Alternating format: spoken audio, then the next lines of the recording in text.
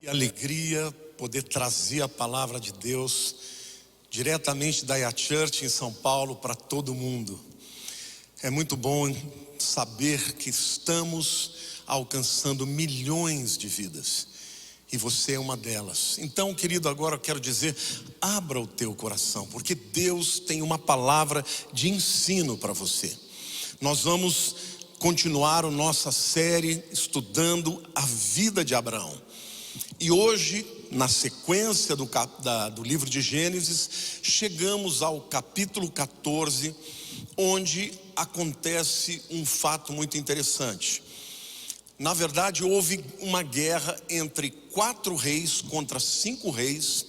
Os reis lá da região da Mesopotâmia contra os reis da região ali do Mar Morto, os reis cananeus. E Ló, que habitava em Sodoma, acabou sendo preso e levado cativo. Então, a história de hoje começa com Abraão tomando conhecimento de que o seu sobrinho havia sido levado cativo. Então ele decide intervir nessa guerra para libertar a Ló. Ele intervém, leva o seu exército, consegue livrar a Ló, ganha a batalha, vem com todos os despojos de guerra, ouro, prata, dinheiro, ou seja, Deus, além de abençoá-lo, ele ainda volta ainda mais rico. Só que quando ele volta, ele tem 2 encontros inusitados. Um com Berá, o rei de Sodoma, e o outro com Melquisedeque. Eu não vou entregar tudo de uma vez, mas a nossa história, a grosso modo, é isto.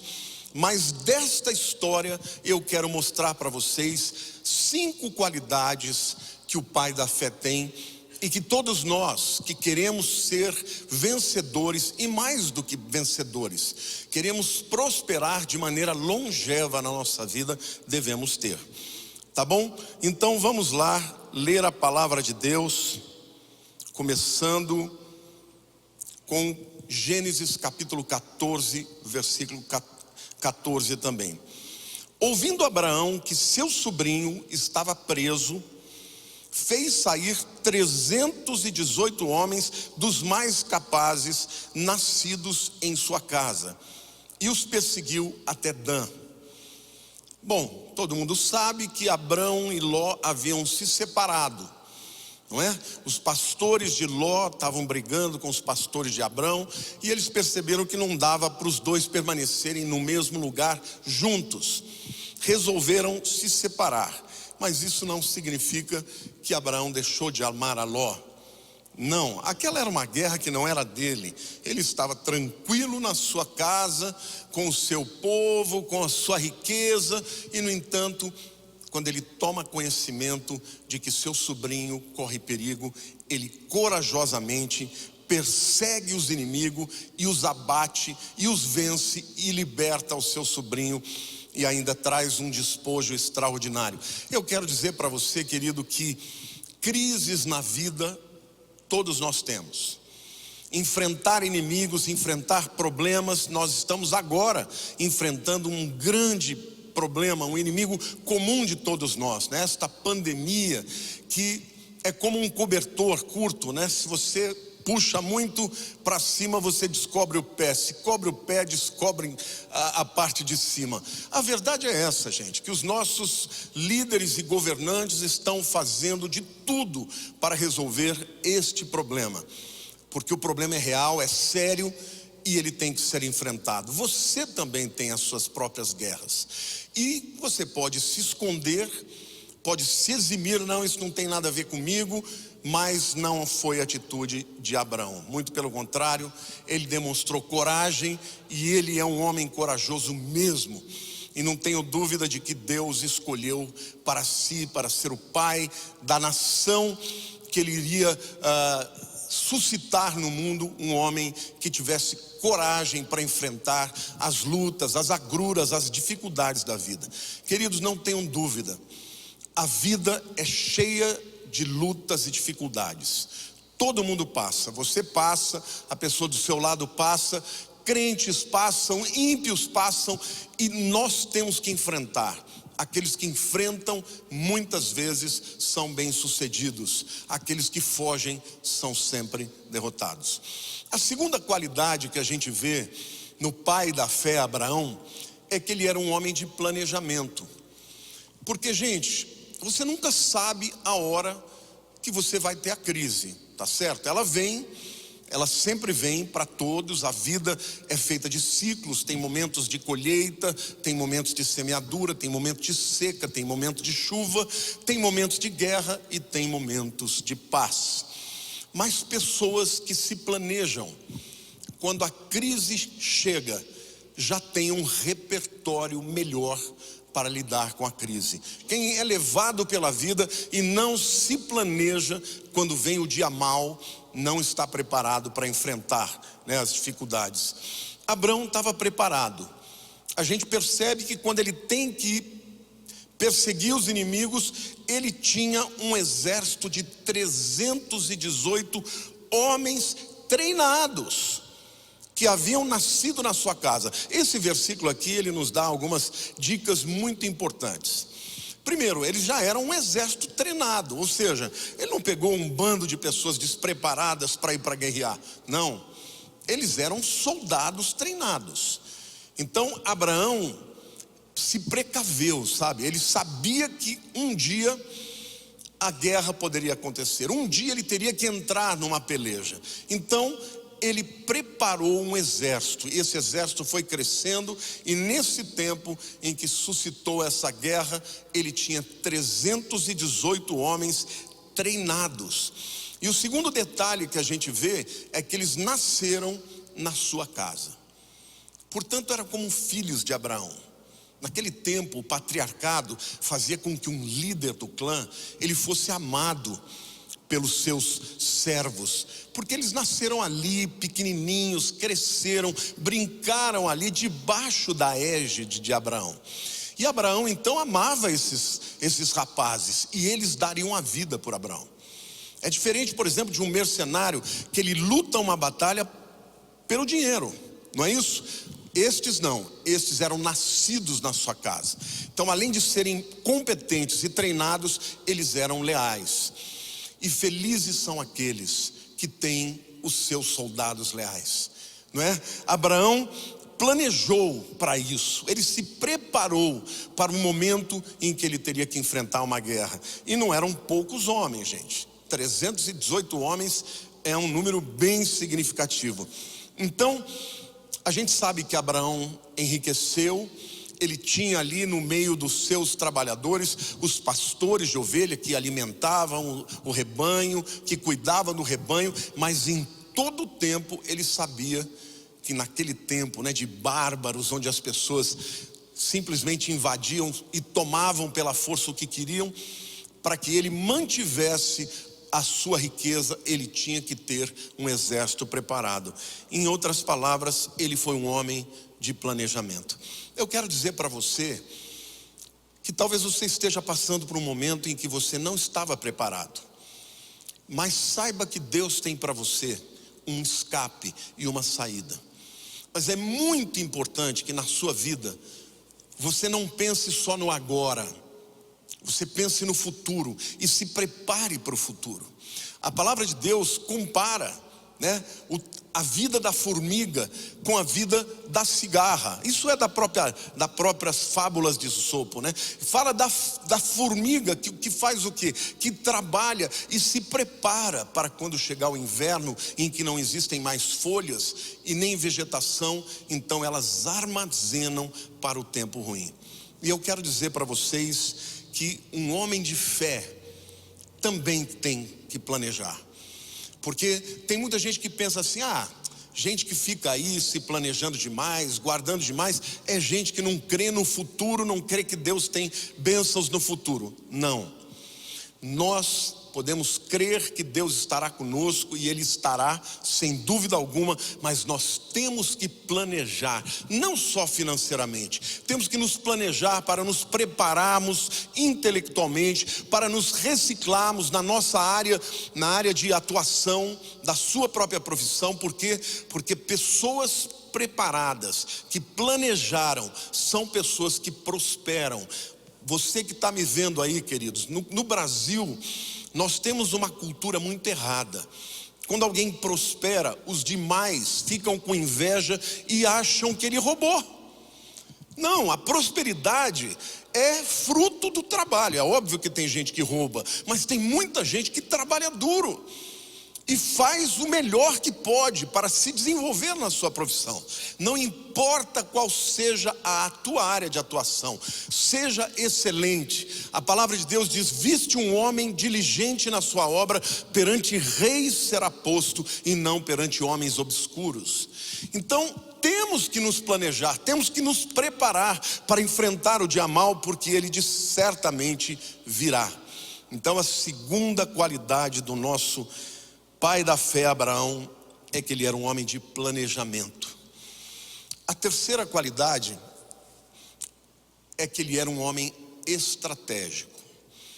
Bom, planejamento é algo que você prepara para o futuro, para situações que possivelmente acontecerão.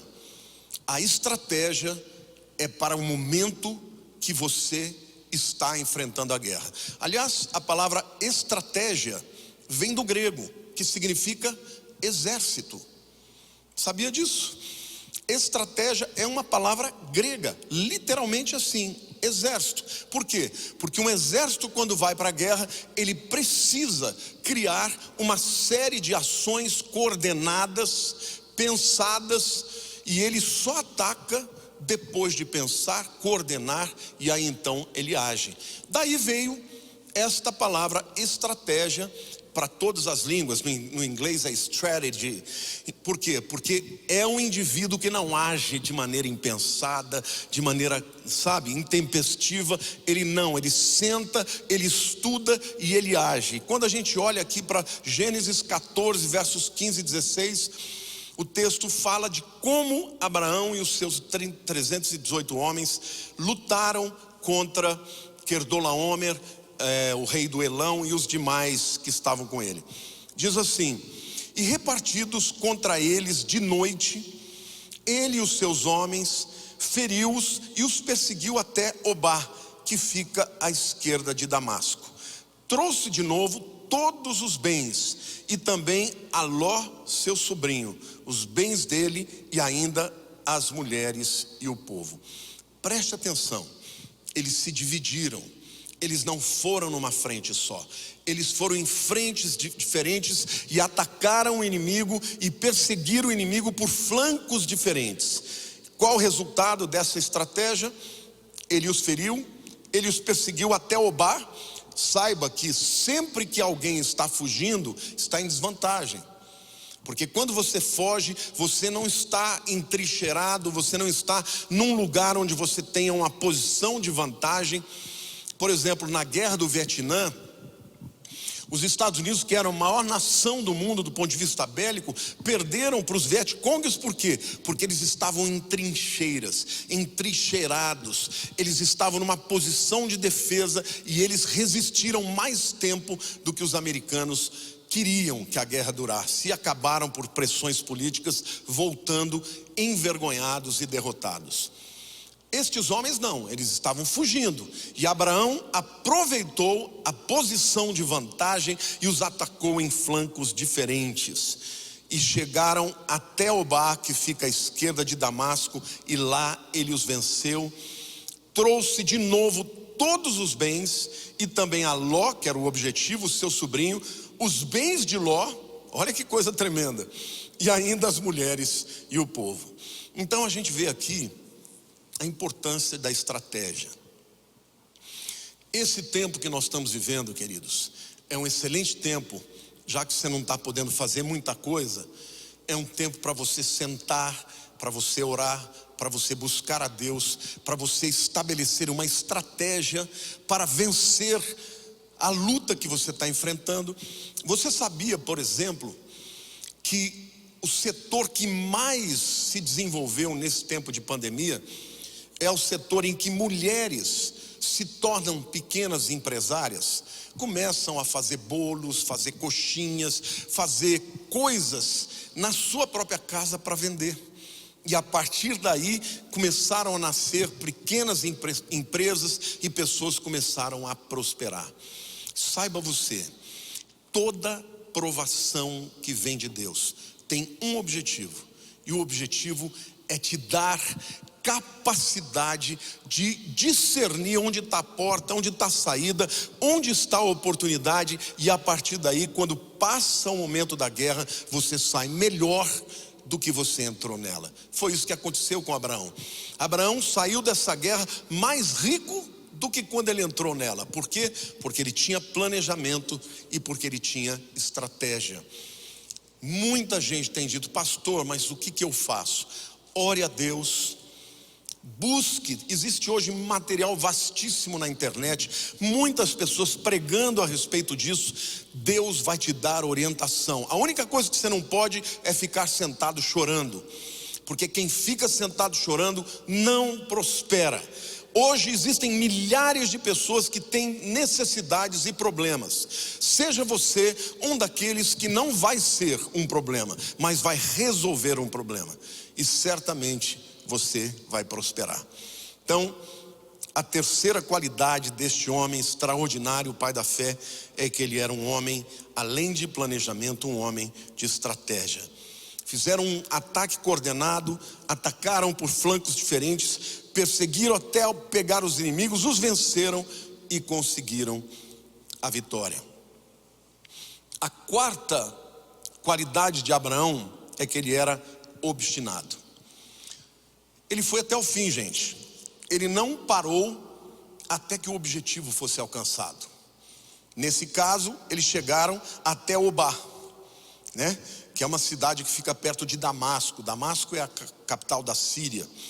Então vejam, a guerra ela começou a se dar ali perto de Sodoma e Gomorra, né? Até os Ló e alguns dos sodomitas que estavam fugindo caíram no piche, né? E foram presos, né? Por esses povos da Mesopotâmia. Então nós estamos falando aí de pelo menos 500, 600 quilômetros até o lugar onde Abraão perseguiu os inimigos e os venceu. Mas o fato é que ele foi até o fim. Qual que era o objetivo? O objetivo dado: libertar Ló. Vamos até lá. Não paramos enquanto não trouxermos Ló de volta. Então é assim, gente. Gente vencedor é assim. Objetivo dado tem que ser objetivo cumprido. Até onde vai? Até onde precisar. Tem gente que fala: mas eu não aguento mais. Gente, quem não aguenta mais desiste, pede para sair e chora. Agora, os vencedores, eles não desistem até que eles alcancem o seu objetivo, o objetivo final. E Abraão foi até o fim.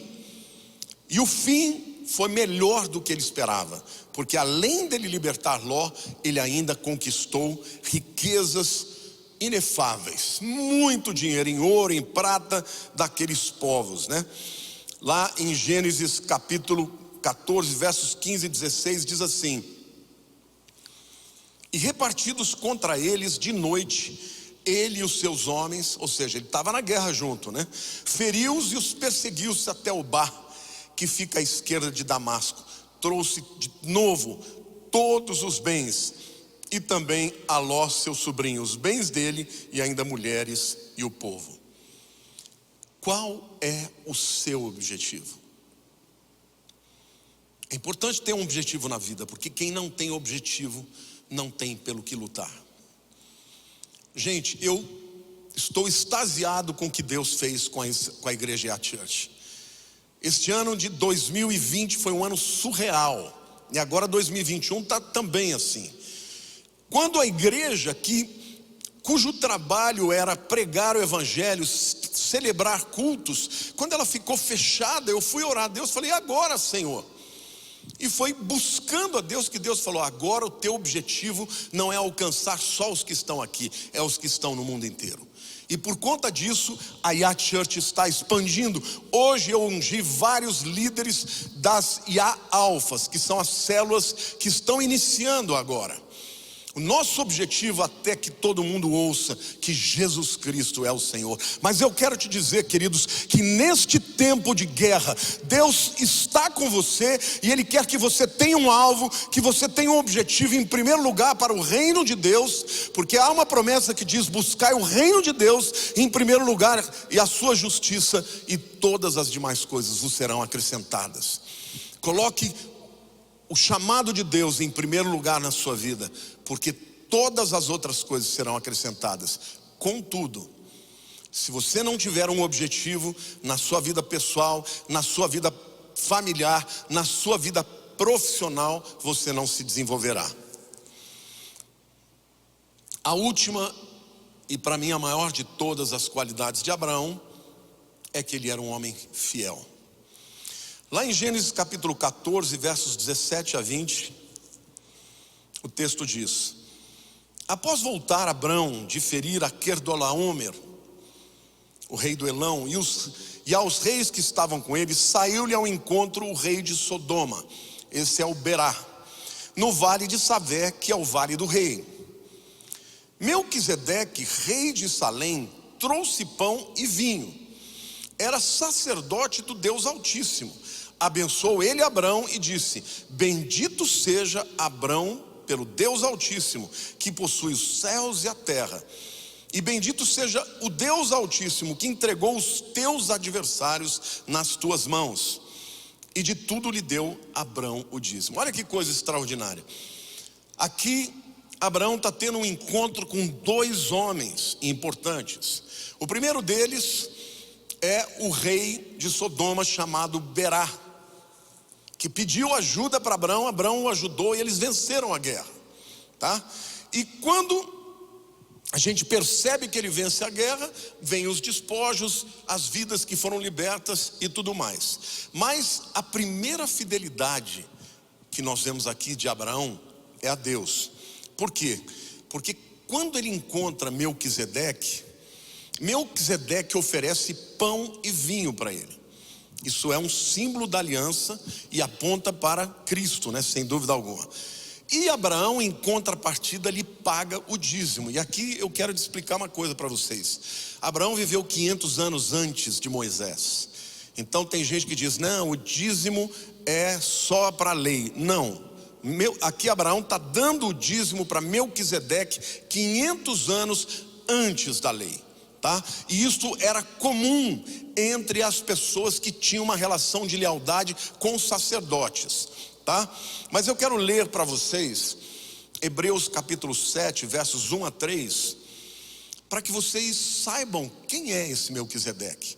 Porque alguns dizem que ele era um homem de verdade, até ousam arriscar que era Sem, o filho de Noé, né? Lembram, Noé teve três filhos: Sem, Cão e Jafé. Alguns dizem que era Sem, que está lá chegando diante de Abraão. E quando você faz as contas do tanto que Sem viveu, ele possivelmente foi contemporâneo de Abraão, sim. Mas será que Melquisedeque é Sem? Eu vou ler para vocês o que o livro de Hebreus fala. Porque este Melquisedeque, lá em Hebreus 7, de 1 a 3, rei de Salém, sacerdote do Deus Altíssimo, que saiu ao encontro de Abraão quando voltava da matança dos reis e o abençoou, para o qual também Abraão separou o dízimo de tudo, inclusive dos despojos, né, que ele ganhou. Primeiramente se interpreta rei de justiça, depois também é rei de Salém, ou seja, rei de paz, sem pai, sem mãe, sem genealogia, que não teve princípio de dias, nem fim de existência. Entretanto, feito semelhante ao Filho de Deus, permanece sacerdote para sempre. Desculpem os teólogos que não acreditam que é Jesus, tá? Mas o texto é muito claro. O nome Melquisedeque no hebraico, Melech Tzadek. Melech é rei e Tzadik é justiça, rei de justiça. Ele é rei de Salém, é a antiga Jerusalém, antes de se tornar Jerusalém. Mas Salém vem de Shalom, que é paz. Então ele é rei de justiça, é sacerdote do Altíssimo, não tem genealogia, não tem princípios de dia e nem fim de existência, não tem pai nem mãe. Pera lá, gente. Que ser humano é capaz de ter isso tudo? Que é feito à semelhança ao Filho de Deus e permanece sacerdote para sempre. Quem é ele? Que oferece pão e vinho para Abraão. Ele é Jesus, é Yeshua, é o Salvador, que ao longo da existência de Abraão, o pai da fé, ele aparece muitas vezes para Abraão, e aqui ele aparece para Abraão para dizer: parabéns, eu vou te abençoar, porque você é um cabra de fé, um homem firme com Deus, é leal aos seus amigos, é corajoso. Eu não escolhi qualquer um, não, eu escolhi alguém que vai até o fim. Então eu quero dizer para você, gente, que Abraão encontrou ali o próprio Senhor Jesus. Isso na teologia nós chamamos de cristofania, ou de teofania, que significa uma manifestação do Senhor Jesus antes dele ter encarnado na terra. Então, a primeira fidelidade de Abraão era para Deus. Mas a sua fidelidade a Melquisedeque, ao próprio Senhor, trouxe bênção para ele. O texto fala assim: bendito seja o Deus Altíssimo, que entregou os teus adversários nas tuas mãos, e de tudo lhe deu Abraão o dízimo. Preste atenção aqui, meu querido. Dinheiro na vida você tem e perde. Eu conheço pessoas que já foram milionárias e hoje estão na miséria. Esta semana eu ouvi um testemunho de um judeu que se converteu, um judeu que morou na Europa, na França. Ele durante anos ele foi prosperando, se tornou um banqueiro, e depois, por questões econômicas, ele perdeu tudo. Existem muitas pessoas ricas que perdem aquilo que têm. Dinheiro é algo passageiro. Não tenha a sua segurança no dinheiro, tenha a sua segurança em Deus, porque quando você é fiel a Deus, como Abraão foi, Deus garante que a tua prosperidade e a tua vitória seja por toda a tua vida. E aqui o que o Senhor Jesus fala para ele: bendito seja o Deus Altíssimo, que entregou os teus adversários nas tuas mãos, e de tudo lhe deu Abraão o dízimo. A história de Abraão é uma história de vitórias após vitórias, porque ele sempre colocou Deus em primeiro lugar. Abraão demonstra sua fidelidade de maneira prática, dando o dízimo. Lá em Gênesis 14:20 diz: e lhe deu tudo, de tudo lhe deu Abraão o dízimo. O dar o dízimo é um sinal de reverência, é um sinal de reconhecimento da autoridade de Melquisedeque sobre ele. É reconhecer que Deus é o provedor e é de lá que vem tudo que Abraão tem.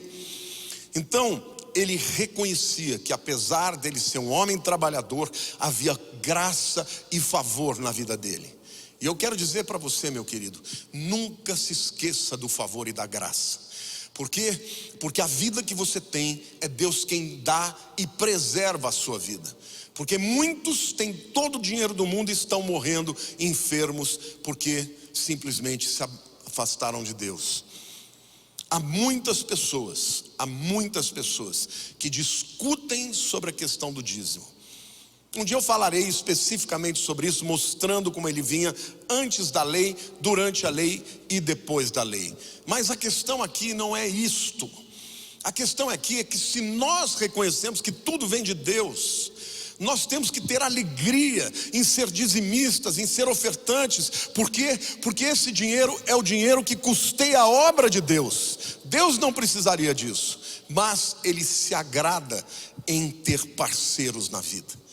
Quando você entende esse princípio de fidelidade também na tua vida financeira, você vai prosperar muito mais. E acima de tudo eu quero te dizer, a tua prosperidade não dependerá das circunstâncias. Ela será apesar das circunstâncias. Mas Abraão também tinha fidelidade às pessoas.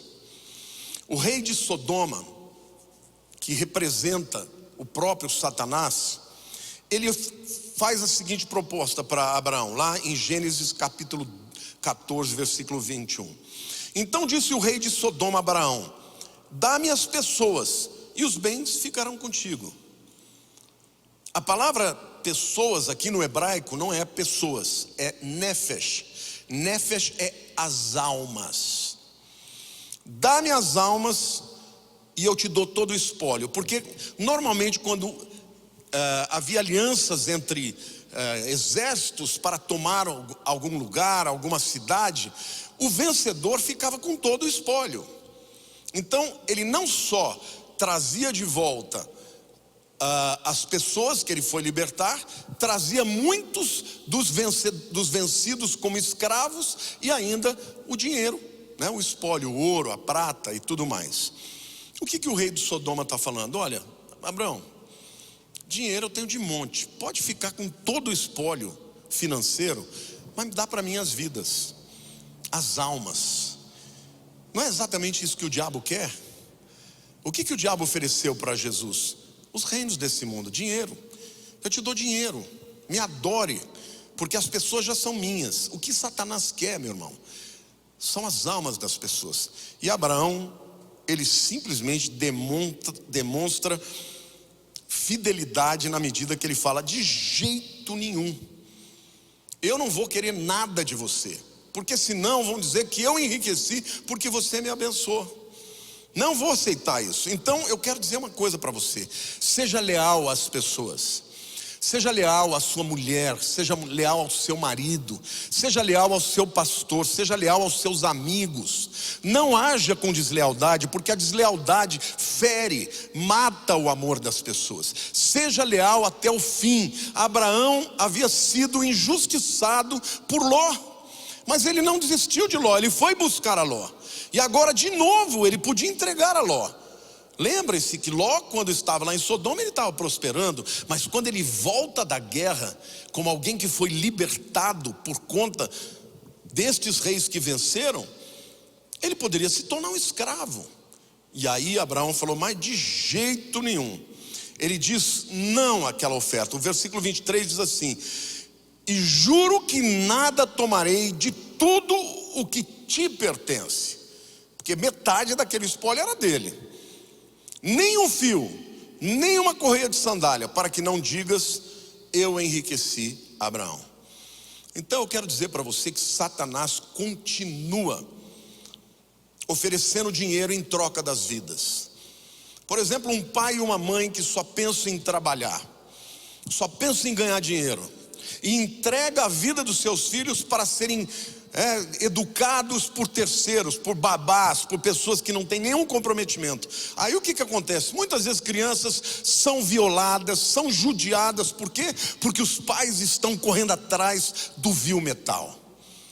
Então eu quero dizer para você, aquilo que é mais valioso na tua vida são as vidas que Deus te deu, são os relacionamentos que Deus te deu. Isso vale mais do que qualquer dinheiro, meu irmão.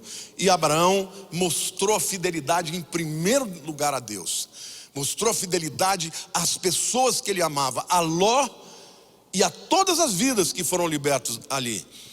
Ele falou: não vou entregar os meus, você fique com o que é seu, o meu fico eu, e nenhum dinheiro desse mundo vai valer a pena, porque eu não quero que depois ninguém diga que foi você que me enriqueceu. Então veja que coisa, de um lado você vê ele com Melquisedeque entregando o dízimo de tudo. Do outro lado você tem o rei, o Berá, o rei de Sodoma, dizendo: eu te dou dinheiro se você me der as vidas, as almas. Eu quero terminar essa palavra dizendo que é indubitável que Abraão foi justificado pela graça e não pelas obras. Romanos deixa isso muito claro.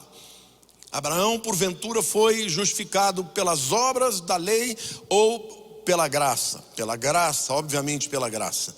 Mas quando a gente olha para as Escrituras, a gente percebe que o Deus onisciente, que o Deus onipotente, quando Ele escolhe aquele no qual Ele percebe um coração verdadeiro, um coração generoso, que realmente se importa com as coisas verdadeiras. A gente percebe, por exemplo, na própria escolha, de Esaú e Jacó, os gêmeos que estavam na barriga da mãe, lutando ali, para ver quem nascia primeiro.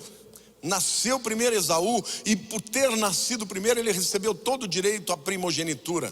Mas a Bíblia diz que Deus já conhecia lá na eternidade, e Ele amou a Jacó e se aborreceu de Esaú. Por quê? Porque Ele já sabia o que os dois se tornariam. Jacó cometeu muitos erros, mas ele queria a bênção de Deus e ele lutava por ela. Muitas vezes Jacó lutou pela bênção de Deus. Lutou primeiro pela primogenitura, comprou do seu irmão. Quando ele veio, Esaú chegou de uma caçada, ele estava fazendo ali um guisado. Enganou seu pai Isaac, isso está totalmente errado. Ele acabou assumindo as consequências mais para frente, mas lutou com o anjo do Senhor, que é Jesus, no vale de Jaboque, dizendo: não vai sair daqui enquanto não me abençoar. Então eu quero dizer uma coisa para você, querido: o que Deus se agrada é de um coração que crê nele, se rende a ele e luta por um relacionamento com ele.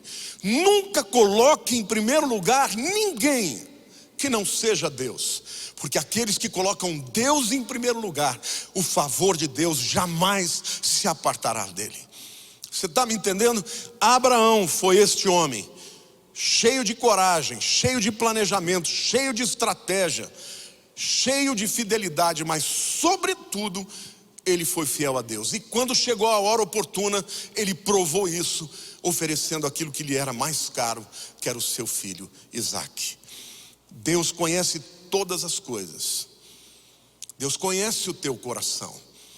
Então não adianta você só maquiar a sua atitude, porque Deus conhece a tua alma, conhece o teu coração. É importante que você busque a Deus e que você diga para Ele: Senhor, eu te quero mais do que tudo. Senhor, se você estiver frio, num relacionamento frio, diga para Ele: Senhor, eu estou frio, Pai, eu não estou sentindo a tua presença, Pai, eu quero voltar a sentir de novo o primeiro amor. Eu falo isso para Deus o tempo inteiro. Hoje eu estou vivendo um momento extraordinário no meu relacionamento com Deus. Todo momento eu sinto vontade de chorar, pela graça de Deus. Mas eu passo por momentos assim também. Por momentos em que eu sinto Deus distante.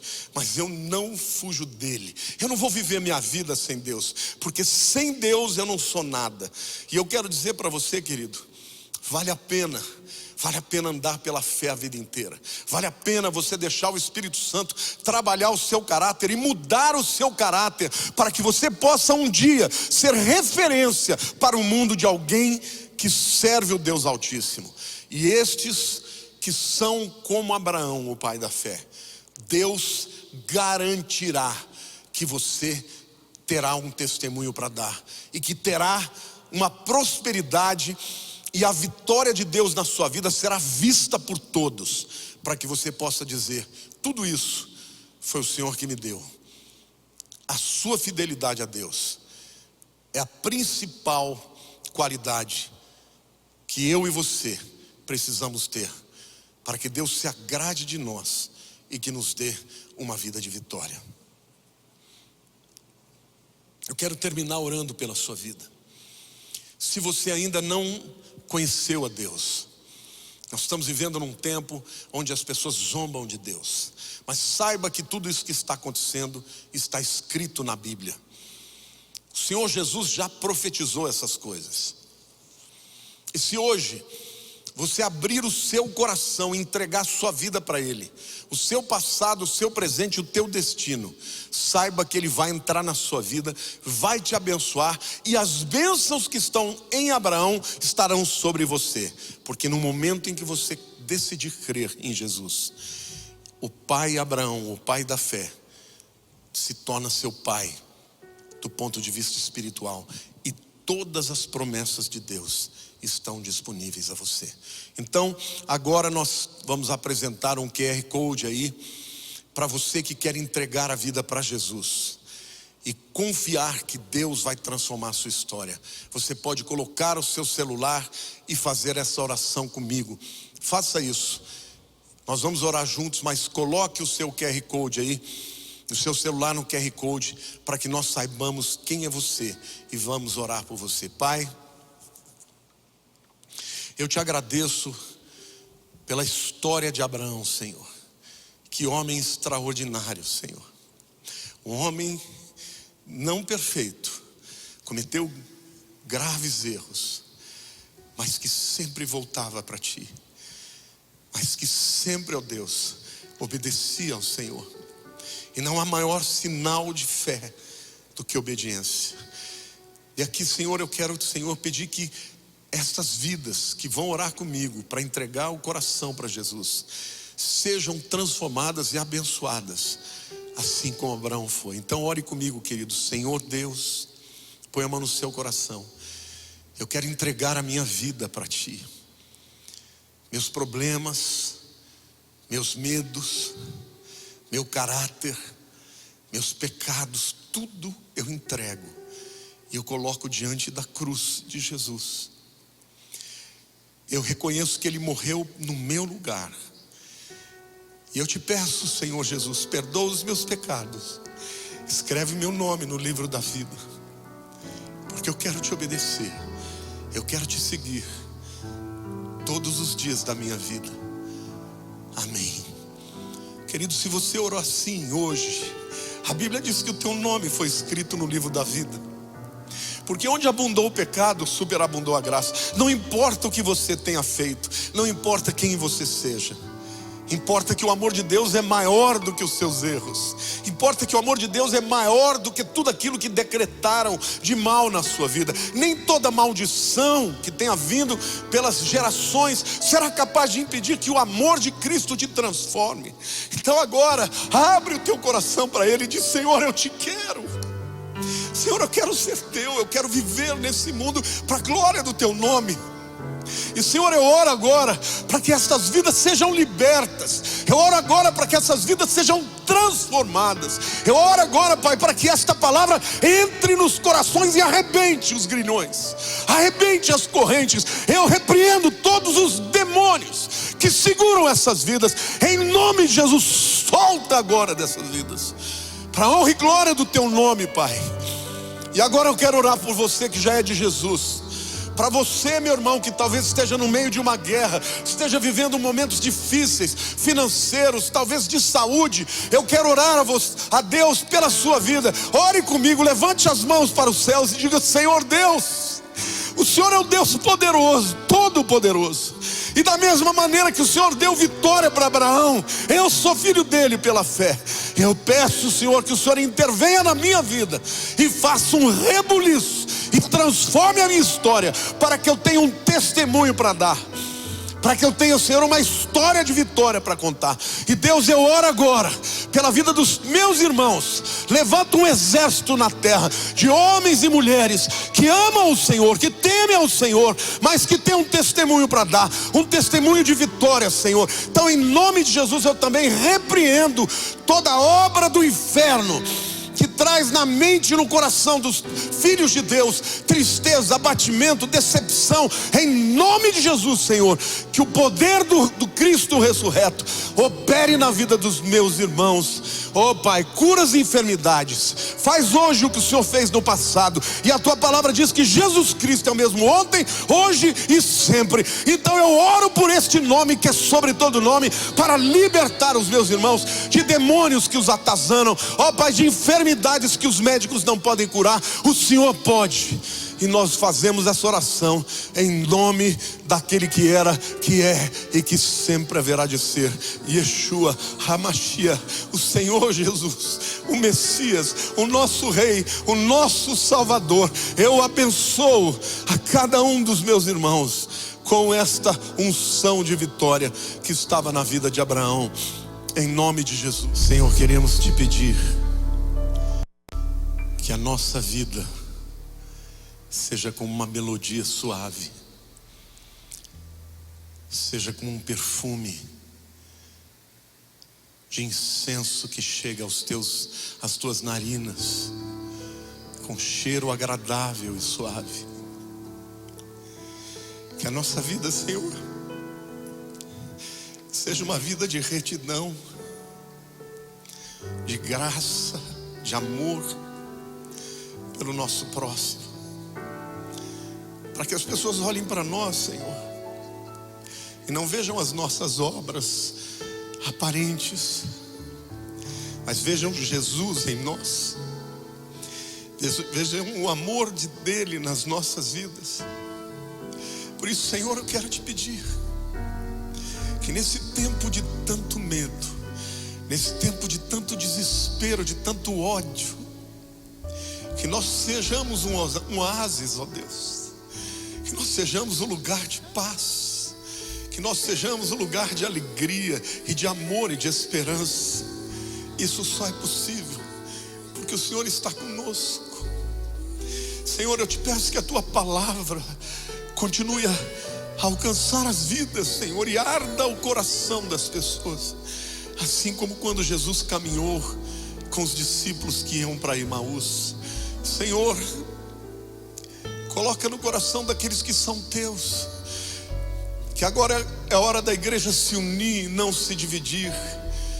Senhor, revela aos teus filhos, ó Deus, que não precisamos e nem devemos, ó Deus, ficar nos separando por causas de pequenas coisas e pequenas diferenças. Que o amor de Jesus na nossa vida, Senhor, pelos nossos semelhantes e necessitados, que seja evidenciado em tudo, todo tempo, sempre, Senhor.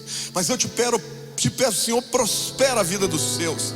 Ó Pai, que a luz de Jesus brilhe mais na vida deles, que eles sejam como o sal da terra, Pai. O sal, ele representava tanto algo que impedia a putrefação dos alimentos, mas ele também tinha grande valor, e daí vem a palavra salário. Então, Senhor, que haja na vida dos meus irmãos a marca do teu favor, a marca do teu poder e da tua unção, ó Deus. E onde quer que eles vão, que eles sejam vencedores, para que sejam admirados, e que na admiração deles, eles possam dizer: foi Jesus, foi Ele, continua sendo Ele. E agora, Senhor, então eu te peço que a tua graça, Senhor Jesus, que o teu amor, ó Pai, e que as consolações do Espírito Santo acompanhem os meus irmãos onde quer que eles estejam, em todos os 4 cantos da terra, até a consumação dos séculos. Amém. Deus te abençoe, meu querido. Fiquem com Deus.